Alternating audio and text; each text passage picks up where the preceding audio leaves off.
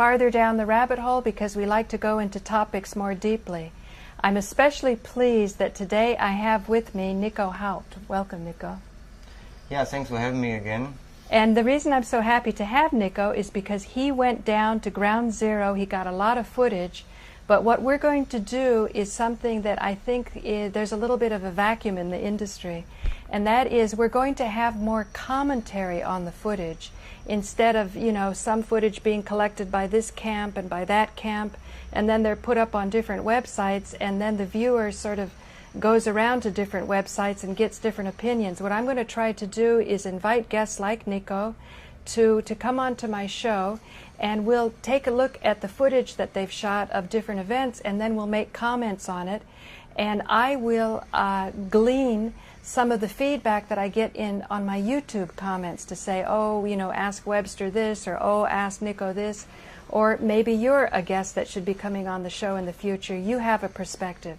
So right now I'm going to turn this over to rolling the footage that was collected at Ground Zero yesterday. So thanks, Nico, for the footage, and just roll and play and fast forward and rewind. And yeah, we're here right now at Ground Zero. You see one of the original banners created in 2003. This is Kerry.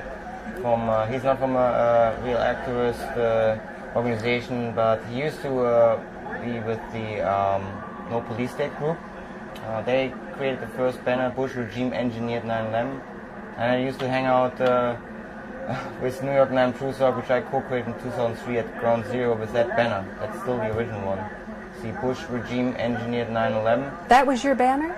That was our first banner from New York 9 Truthstalk, built by the No Police State group. Kerry is a veteran activist. Actually, he's really one of the most authentic street activists I know. Last year we also heckled Bush, gave him the Sieg Heil into his car. This was pretty funny. So right now here we at Ground Zero directly, Port Authority. The vibe as usual is a kind of respect showing to the family members. So the closer you come into these kind of scenery, you chant less. But for sure some people break this codex and they start chanting there in the corner. What's codex? Well, some people that's say, Alex Jones, right? Right, this is Alex Jones. He looks pretty busy. Now hearing my voice, I try to comment also with footage. I try not to speak a little bit louder that you don't hear me twice, but Jones was always on the phone pretending somehow authority with this kind of stuff. This is one of his kind of female bodyguards actually. I asked Alex Jones a question, why is it that he's not talking about direct energy weapons as he did in 2004 in an article on his own website. Actually, let's listen to you speak. And then New York Post confirming this week, they actually complain that there's not much more articles about direct energy weapons. These systems are not a conspiracy theory. You can look them up on Boeing, Lockheed, SIC. These companies received contracts in 2040 contracts. And this is why we have infiltrated the movement. It extract from that evidence, create a limited hangout on the thermite evidence. It's nonsense. You cannot disintegrate a tower completely with thermite. You have to use an unconventional weapon of any kind. And direct energy weapon is prospect number one. Well, I will explain the point a little bit. We know that the towers couldn't have come down by thermite only. That it must have included some unconventional weaponry. And one of the main suspects is actually direct energy weapons, together with other unconventional weaponry, Los Alamos and Kirtland and White Sands developed. And I confronted Alex Jones with his own articles on direct energy weapons from 2004. And as you saw, he walked away from me. He gets immediately surrounded by his bodyguards. He has also some female cheerleaders, like this was a very rabid one, always surrounding him. Oh, you mean that lady was with Alex Jones? She was very close to him, like she pretends she has a kind of authority, blocking me to speak with Alex Jones. Alex Jones never responded back to in me. other words, you can tell who the bodyguards are because they prevent you from speaking to who you want to speak to. Right. Nico, that's very funny. He's a good friend of mine here. That's he used to be one of the not this guy. Should we listen he was to nice. him? No, I'm just trying to introduce everyone. He used to be with former New York 9 Truth core group. Then he went to 9 Truth Action. He's also no planer. That's JP Digit. So I'm talking a little bit here with my old buddies. The guy next to him in the left, he was a little bit open-minded on the no-planer issue, so I'm giving him some leaflets. Let's listen to you. Let's listen maybe a little bit Just because I got alienated, so I respond with my own emotion back. Sure, absolutely. Well, I know 9/11 was an inside job, but Okay. Say, Nico, I really like how you, you know, talked about your reputation, and the people seem nice there. Well, I 60% had positive response. Actually, Yeah. most people recognized me from other footage. In the last few weeks, strangely, old interview footage from 2006 was re-uploaded, and then we have the Paula Gloria interviews. They're becoming very popular, so people know what I had to say recently and compared that with my more emotional outrage situation for the last 6 months. So right now I'm in a kind of non-transgression phase, so I just try to get the point across that Prison Planet and Loose Change and the other I call them phony leaders ignore still the success from September Clues, most popular 9 fakery documentary. Here you see how the rain starts, very, very aggressive rain. Some people even argue or speculate, made a joke, it could have been a result of weather modification weapon or weather manipulation weapons. So we know they exist, and they're using artificial rain in Japan. So this was just circulating as a joke, and it really had the effect, it disabled the protest for a while. Then we had, I fast forward here a little bit, because I think that was a kind of blackout. Yeah. So I think the rain is not visibly here on that footage, but it was really strong rain, very heavy rain. People had to move from one corner to the other. Just right now, before you saw this guy dressed in an American flag, some people... that rain looks hard. Yeah, now it's becoming It looks really nasty. hard. Here's one of the t-shirt guys, I call them the yellow shirters. Very dominant, very aggressive. Hardly some, here I'm trying to escape. Look at the rain on those steps. Right, it's very extreme rain. That's when the jokes start. This must be because of manipulation. But you don't put much by that joke. Oh, let's listen to this fellow. Artificial rain to somehow destabilize protests.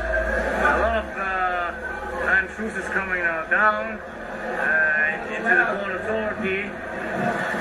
So, hey, I have a quick question for you. Yeah. I know it's a conspiracy, but it looks a little like sabotage from the weather god. Could it be weather modification weapons, artificial rain to just divert the protests? I believe in weather modification. I think they got something going. We cannot prove that they use it today, but we agree they have that. Yeah, you can't prove, I see we're joking a little bit around. No, I know that weather modification and weather manipulation weapons do exist. So every time I have an opportunity to Thanks so much. talk a little about that, and I'm open-minded. We cannot prove exactly in how far advanced this weaponry are, but there's definitely a budget for it, and there is a documentary that the Department of Defense wants to control, or only weather until the year 2025. These documents are well known. We know artificial rain exists, cloud seeding, artificial hurricanes. So, but we don't need to stretch that point now. It was just a joke, because it was really at the point when the protests seemed to organize. So that at that point it was completely disforming. So maybe I'm fast forwarding a little bit. That's not so. So you were just bringing that up as a concept, something to consider. I like to do that on my show, not to say that this is the final the final word, but something to think about. If there's a budget for weather modification, Right. let's consider I said- examples of it. Let's go back to footage because a lot of things to mention. Here you have the crowd is surrounded by the cops. They always make sure that you never stand at one point. So every time, Guy pointing at us. yeah, that was actually an AP reporter. I also allowed him to film the back of my shirt, which had TV fakery as a parody from TV Guide. And here we have this guy dressed as an American flag. This is Jonathan. He's with another New York NYC 9truth.org. So there are a lot of. They really different- like you there. These are your friends, huh? Well, some of them I call my buddy, even if I don't barely know them. But over the last 3 days, I met a lot of new cool guys. Here I'm filming a little bit this flag waver. I think he's this is pretty much authentic. Some people thought he was hired just to distract. I think he's one of these nice characters in America. And Listen. Oh, okay. How do you think he's changing his beard 5 times? This is about Bin Laden. And we get him out. He's getting younger with every video. Let's work together with you guys. We're gonna work together. If you see suspicion, you report to authority. Let's get him on. Children got children. Okay, we have a kind of sound dropouts here. Sorry about that. Yeah, so you were saying there's 5 Bin Ladens? You're right. I'm And so mocking you're him a little joking bit. with him I about like these him. originals. These are real, authentic flag wavers. No matter if they hired him for that purpose or what. He's a harmless flag waver. He's not one of these rabbits. Yeah, he yeah, has his yeah. own show, so I respect that. Last year I also had an American flag. This year I forgot. So and here I think it's already part of the march. We now, I think, between. But you know, Church Nico, I'd Street- like to No, pause. sorry, this is important. Now we're here at Building 7. So maybe we saw show a little bit of the atmosphere.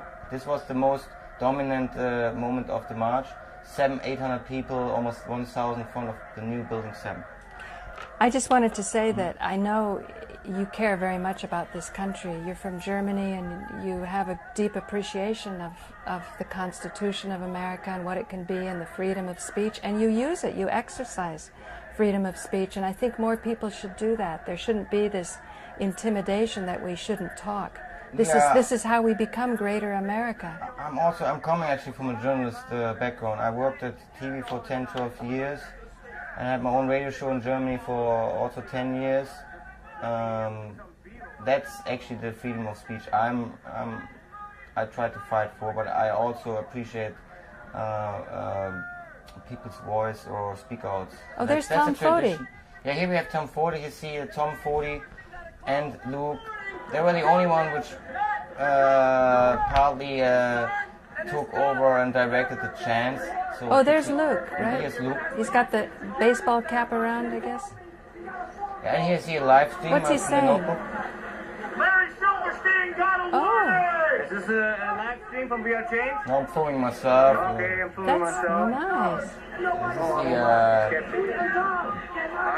The live stream from VR Change. Live stream from VR Change. I think they were once streaming to about 300 people. Seriously, you gotta stay back. Why are you always coming to me? They do something. Oh, Don't worry, I don't want to get arrested. Not on our stamp, so you gotta stay Why are you always coming to me? Here we had an argument with one of the yellow shirts again, who always seems to pick me instead of other ones. I really tried to make sure I'm not in the way of the police cops. Every time I'm protest, every time I'm seeing the cops, I make sure that I'm in time leaving the sidewalk, so I was not blocking as he pretends. He just showed some authority. And I know this guy since, in 3 days he always came to me first, so that's why I was a little bit miffed. But Yeah. that was not a real situation. It just it tried kind of to gets on show- your nerves after a It while. went on my nerves, so because Right. I was not the only one who broke the rules, and then, as I said, I didn't do it in an aggressive way. I was just passing and trying to make good B-roll. Right. And so I was. It is great B-roll to see all this rain. I mean, we were As I said, I taping. tried my best and was very close to the crowd, so I was not blocking the sidewalk. So he's just over-exaggerating his authority. Yeah. Most of these yellow shirts had a kind of bodyguard function. It looks like they're directing also the route, and I know that these people are not open-minded on TV fakery. There seems to be correlation between what is the topic and what the bodyguards, the yellow t-shirters, have to decide. So they seem to be stronger and louder, and though they're in the minority, but then they're more aggressive or more hostile, so that they seem to represent the majority of We Are Change, which they aren't. This guy here right now is from the Rancher Church, actually. He's also not one of my friends, but he's kind Now, of... who are these people? These are We Are Change people. Yeah. By the way, also a lot of no-planers. I don't want to point out who exactly is no-planer. Let me just interrupt you, Nico. At this point, when I went to the We Are Change event at Webster Hall, We Are Changer came up to me and said, I want to talk to you about Nico Haupt. And I knew you were controversial, and I was kind of like, you know, when you're a kid in high school, oh no, what are they going to say? He was complimenting me and saying that he really enjoyed to follow the research that you're doing on YouTube. So that was nice. And I can see by this footage, people are very open to you, and you're collecting important material. Well, as I said, I have a good relationship with many of the We Are Change people. For sure, this year a lot of protests came from outside New York City, so these are new people anyway. And I spoke with many, and many of them are much younger and obviously more open-minded on the TV fakery thing, and also they know about direct entry weapons.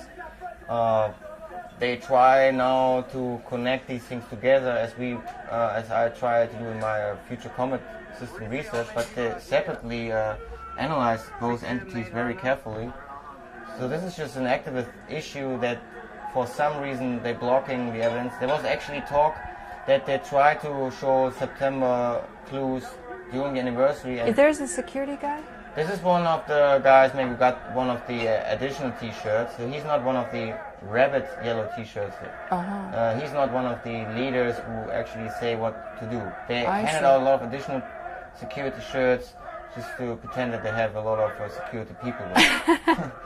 Just to This is a nice shot. It shows how many people showed up. A little bit less than last year. Maybe we had 2,000 or 1,500 last year, and this year it was way under 1,000. But many different signs this year. You're not going to see this on mainstream, are you? We had maybe 60% investigate 9/11 shirts. Already a lot We Are Change people. Oh, here's Tom 40. Let's hear Tom. Can we do it? 9/11. Oh, but then the audio goes out sometimes. 9/11. Who was that with the camera? Do you know him? I have to see him again. A lot of cameramen were amateur cameramen, people, but some of also to 9/11 projects. Like I saw snowshoe films. There was also Alex Jones' team around. So you see black t-shirts more or less investigate 9/11, which was the leading slogan during the last year, which I consider as a hangout. I personally think investigate something is always a delay of the truth. The rain is here also not as strong as it was before, but people have a lot of umbrellas. Ask questions, demand answers. This is an old school slogan. It's like it's a complete hangout. Like asking questions means this is what we did 5 years ago. We ask questions, we have the answers already. This is a kind of limited hangout slogan. Well, we have the typical chant here in front of Building 7, the new Building 7. Oh, this is referring to Building 7. Yeah. So here they're mocking the silver screen thing who said pull it, and maybe listen a little bit to this. The guy with the Alex Jones t-shirt is actually also one of the leading yellow shirters. This day he had another yellow shirt. But he's very aggressive also if it comes to TV fakery. He always shouting me down every time it's a group, no planer buddies. He's coming there and saying, oh, you whacked out, or the CIA faked the footage on purpose. Everything is fake on purpose. So this is a little bit strange argument to claim that they may play 500 hours of footage so that it was on purpose fake. This doesn't, you know. So this is one of the main leaders here of the yellow shirters. He was very dominant, always make sure... I know him, yeah. I forgot his name now, but I'm sure some of the audience will recognize him. We didn't get along much, but it's like hello and goodbye thing. He always made sure no one is walking on the sidewalk, very big authority. 2 days ago he had also a racing car and then demonstrating a horn, and then he's parking the car again. It's very. Here I'm showing the New York Post article from last week, which is complaining that there's not enough articles about direct entry weapons. Isn't that amazing? So you're saying that the New York Post carried an article saying that there's not enough coverage of directed energy weapons, or it's not politically that's considered. Very ironic. And so I showed a lot of people, and 8 from 10 were actually surprised that this is actually an issue. I had a kind of cardboard with me for 4 days. I look a little bit silly maybe with that cardboard, but my point was to show in 4 articles what is really the cover-up in the Lyme Truth movement. So the big success of September Clues plus the TV fakery evidence in itself. Then the article from 2004 of Prison Planet about direct entry, and then I flipped it over to the New York Post article, and so most people will start thinking. And just one maybe from 20 said, oh, it can't be true because it's the New York Post.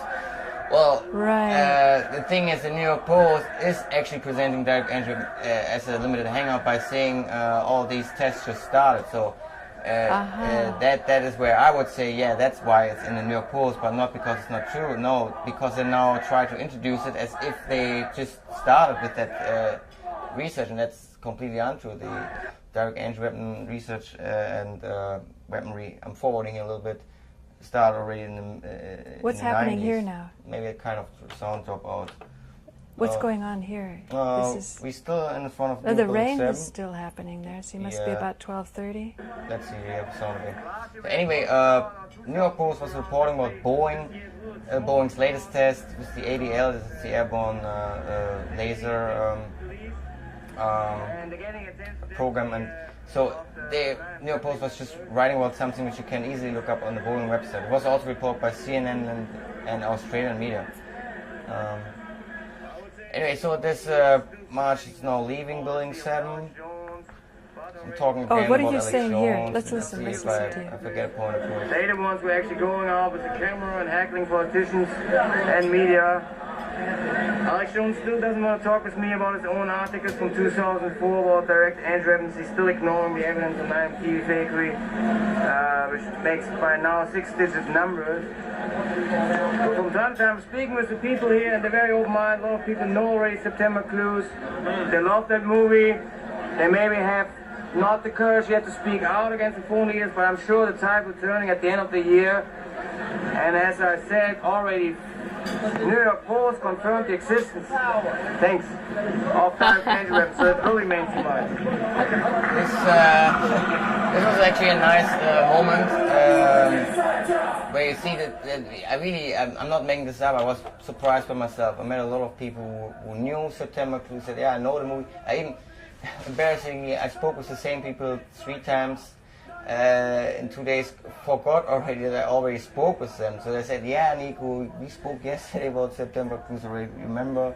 Or I met another guy said, no, I actually was the one who introduced September Clues to this guy. So can you explain? I count at least 15, 20 We Are Changed people who know this movie, believe in TV fakery, and here I'm just picking up other people in the crowd. Now, Nico, I know this is going to go to your group that's very sophisticated, but I'm also going to put it on my show in Manhattan Neighborhood Network.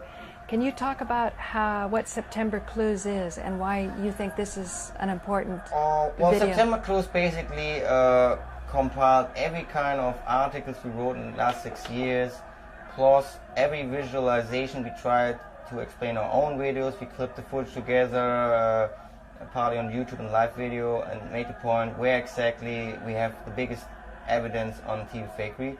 And Social Service did basically a best of documentary and improve it with his own graphic inserts and comments and additional analysis, and even we found some new details which are fascinating. And just right now on this morning on Wednesday part 8 was released. I highly recommend. Once again he found something new.